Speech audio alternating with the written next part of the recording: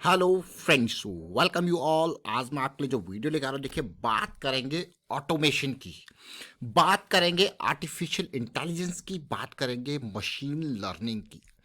जैसा कि आपने पिछले 10 से 15 सालों के अंदर देखा होगा, टेक्नोलॉजी की जब भी बात आती है तो वो आप चाहोगे, आप हमेशा ये चाहोगे कि काम में एफिशिएंसी हो, प्रोडक्टिविटी ज़्यादा हो और एरर यानी कि गलती के चांसेस कम हो। जो भी आपके रिपीटेटिव टास्क होते हैं, यानी कि जिनको आप बार बार सेम तरीके से सेम प्रोसीजर से करते रहते हो, वो ऑटोमेटिक कोई मशीन करे या कोई रोबोट करे, भाई यही ऑटोमेशन है। उससे क्या होता है, एफिशिएंसी बढ़ती है। आपको जो रिसोर्सेज हैं, एक बार आपने खर्चा लगा दिया, वही मशीन की बस मेंटेनेंस का खर्चा है, वो काम करते जा रही है। आप देखते होंगे बड़ी बड़ी इंडस्ट्रीज में, बड़ी बड़ी फैक्ट्रीज में आधे से ज़्यादा काम मशीन्स करती है। अगर एक नॉर्मल सड़क बनाने का काम लगा लो, पहले जहाँ पे वो सब बल कुदाल लेके वो आदमी लोग उसको खोदा करते थे, लेबर लोग खोदा करते थे, आजकल क्या है, आजकल मशीन्स आ गई।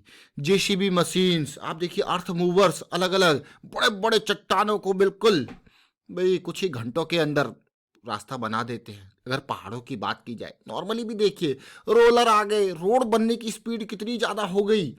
ये सारी चीज़ें मशीन्स, हाँ ऐसा नहीं है, देखिए लेबर फोर्स जो है, जो मैन पावर है, वो कमी हुई है। वो एक मशीन कितने लोगों का काम एक साथ कर दे रही है, कितनी जल्दी कर दे रही है, जरा सोचिए। यही ऑटोमेशन है। और अब ये ऑटोमेशन के अंदर भी, ये भी तो मैन पावर है, वो चीज़ें अब खुद ब खुद चल रही है। वो आर्टिफिशियल इंटेलिजेंस, वो मशीन लर्निंग सब सामने आ रहा है। ये टेक्नोलॉजीज हैं जो कि धीरे धीरे बढ़ रही हैं, और इसी आधार पे हम आपके लिए बहुत सारे स्टॉक्स लेके आते हैं। चलिए आज ऐसे एक स्टॉक की बात करते हैं, और आगे बढ़ने से पहले मैं आपको बता दूं, अगर आपने अब तक चैनल को सब्सक्राइब नहीं किया तो जल्दी से सब्सक्राइब कर लें, बेल आइकन को प्रेस कर लें, जिससे आपको नोटिफिकेशन आती रहेगी। और प्राइस एक्शन सीखने के लिए आप ज्वाइन कर सकते हो मेंबरशिप, ज्वाइन बटन पर क्लिक करके। Affordable robotic and automation limited. जब बात आ रही है रोबोटिक ऑटोमेशन, आप समझ गए होंगे इतनी बड़ी चर्चा तब से हम यही कर रहे थे। आज की डेट में आप इस स्टॉक का मार्केट कैपिटलाइजेशन देखोगे तो 318 करोड़ हो चुका है। लेकिन देखिए, स्टॉक कोई भी हो, कैसा भी हो, हम आपको बार बार कहते हैं कि ये समझिए, स्टॉक कोई भी हो, कैसा भी हो, लेकिन आपको क्या समझना है वहां पे, उसका प्राइस एक्शन। करंट प्राइस 313 आप हो गया, वाह क्या बढ़िया स्टॉक है, क्या बेहतरीन जाने लग गया है। अगर आप इस स्टॉक की रैली को देख लो तो आप कहोगे भाई ये क्या 2 महीने के अंदर 300, मतलब 160 से 312 320 की रेंज में पैसा डबल हो गया। क्या इस स्टॉक को मैं इस 150-60 की रेंज में पकड़ सकता था, आपके मन में क्वेश्चन जरूर होगा। लेकिन जैसा कि हम आपको कह रहे हैं कि भाई ऑटोमेशन की बात हो रही है, तो भाई ये स्टॉक क्या इस रेंज में पकड़ में आ सकता था, आपके मन में क्वेश्चन होगा। तो हम आपको एक ही बात कहेंगे, जी हाँ आ सकता था। क्या आया आपकी नज़रों में ये स्टॉक यहाँ पे? क्योंकि ये हमारी नज़रों में आया था। तो हम भाई जो लॉन्ग टर्म पर्सपेक्टिव से स्टॉक नज़रों में आते हैं, लो रिस्क की अपॉर्चुनिटी जहाँ पे देखने को मिलती है, तो आपके सामने ज़रूर स्टॉक को लेके आते हैं। तो अगर आप यहाँ पे देखो 160 का ये लेवल, और अगर हम रिस्क की बात करें, रिस्कों को रखते हैं बिल्कुल ये रेड कैंडल के जस्ट नीचे, यानी कि स्टॉप लॉस बिल्कुल, क्योंकि हम बड़े टाइम फ्रेम की बात कर रहे हैं। तो आप देखो करंट के हिसाब से आप कहोगे यार क्या रिस्क रिवॉर्ड दे दिया इसने, आप कहोगे यार ये तो बहुत ही अच्छी बात है, 4 गुना, मतलब हमारे रिस्क का, अगर हमने 1000 का रिस्क लिया तो 4000 का गेन, अगर हमने 10,000 का रिस्क लिया तो 40,000 का, वो भी 2 महीने में इतना जबरदस्त प्रॉफिट। परसेंटेज वाइज आप देखोगे, आपको गया यार 160 से ये बढ़ के चला गया 300, यानी कि डबल हो चुका है, 90% प्रॉफिट। लेकिन जरा देखिए इस ऑटोमेशन वाले स्टॉक को, जरा देखिए जो कहानी अभी आप देख रहे हो, जो लाइंस अभी आप देख रहे हो 160-62 पे, वो नवंबर मिड में आपके लिए हम लेके आए थे। क्यों लेके आए थे, उसका कारण ये देखिए, ऑटोमेशन स्टॉक फॉर फ्यूचर, क्योंकि इसकी मंथली करेक्शन रिजॉल्व हो रही थी, क्योंकि इसके ऊपर स्मार्ट मनी की नज़र थी, यही कारण था ये स्टॉक। इसीलिए हम आपको कहते हैं कि जब भी कोई स्टॉक आपके लिए लेके आते हैं तो उसमें इन्वेस्टमेंट से ज़्यादा लर्निंग होती है। आप देख सकते हो इन्वेस्टमेंट से ज़्यादा लर्निंग। देखिए ये वो महीना है नवंबर का, ये वो दिसंबर का, ये वो जनवरी का। अफोर्डेबल रोबोटिक यानी कि इंडस्ट्रियल ऑटोमेशन की बात, आप कहोगे वाह कितना रिस्क था, कितना गेन हो चुका है। अब यही नहीं, अब इस स्टॉक के माध्यम से आप देखोगे प्राइस की साइकिल को, अगर इसके आरएसआई को देखोगे, एमएसीडी को देखोगे, तो आप कहोगे यार मंथली में तो बहुत ही बढ़िया। आप वीकली में आ जाइए, वीकली में ये करेक्शन धीरे धीरे रिजॉल्व हो रही थी और ये नवंबर का मिड, अक्टूबर ये नवंबर का मिड, ये वाला प्राइस रेंज बहुत ही बेहतरीन सिचुएशन दिख रहा था और आरएसआई दिखा रहा था एक पॉजिटिविटी। और यहाँ पे आपका एमएसीडी जैसे जैसे इसने मोमेंटम दिया, तो भाई स्टॉक ने तो नज़रों में आना ही था। अब आपको यार जैसे जैसे मोमेंटम दिया, मतलब जरा देखिए, यही तो हमारा वो पार्ट है।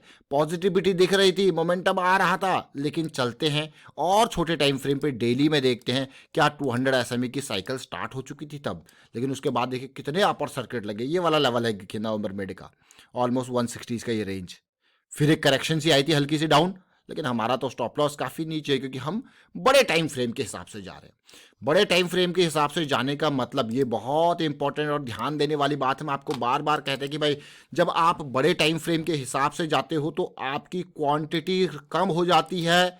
और जैसे कि मान लो आप यहाँ से जा रहे हो, जैसे हमने यहाँ पे स्टॉप लॉस का वो किया था इस एरिया के लिए, तो आप कहोगे आपका स्टॉप लॉस कितना है, देखिए तो आपका पोजीशन साइज जो है, रिस्क अगर ज़्यादा है तो पोजीशन साइज आपको कम करना पड़ेगा। लेकिन अगर आपके रिस्क के हिसाब से पोजीशन साइज कम करने पे भी बात नहीं बन रही है तो आप अवॉइड कर सकते हो क्लियरली। बार बार हमेशा रिस्क मैनेजमेंट की बातें होती है। मान लो ये शेयर 160 पे आपने खरीदा और आपका स्टॉप लॉस था डीप से डीप, मैं ये लेके चलता हूँ 130 के अराउंड। चलिए 130, बिल्कुल थोड़ा कैलकुलेशन ईजी करने के लिए 128 या 127 जाएगा, कैलकुलेशन ईजी करने के लिए ये 30 पॉइंट्स का लॉस है, ठीक है। और आपने शेयर खरीद लिया यहाँ पे 100, आपने कहा 3000 का आपका लॉस, ठीक है। अगर प्लान फेल होता है तो 3 से 4000 का लॉस। में 4000 इसीलिए कह रहा हूँ क्योंकि छोटा स्टॉक है। 100 करोड़ उस टाइम पे तो 150 करोड़ का मार्केट कैपिटलाइजेशन था, जो आज 300 करोड़ आपको देखने को मिल रहा है।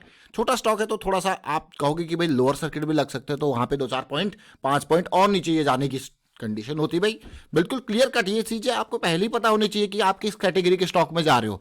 लेकिन अब आप देखोगे, आप कहोगे यार वाह, ये मेरे 3000 का जो लॉस था ये 160 से 320 चला गया, 30 पॉइंट में मुझे 150 पॉइंट मिल गए, यानी कि 1:5 1:4। आप कहोगे वाह मज़ा आ गया है, तो कहानी समझिए। लेकिन ज़रा सोचिए, जो अब यहाँ पे खरीदारी करने की कोशिश करेगा वो कितनी दूर है, देखिए रिस्क से, वो कितनी दूर है रिस्क से। इसीलिए हमेशा close to the moving average buying सबसे कम रिस्क की होती है।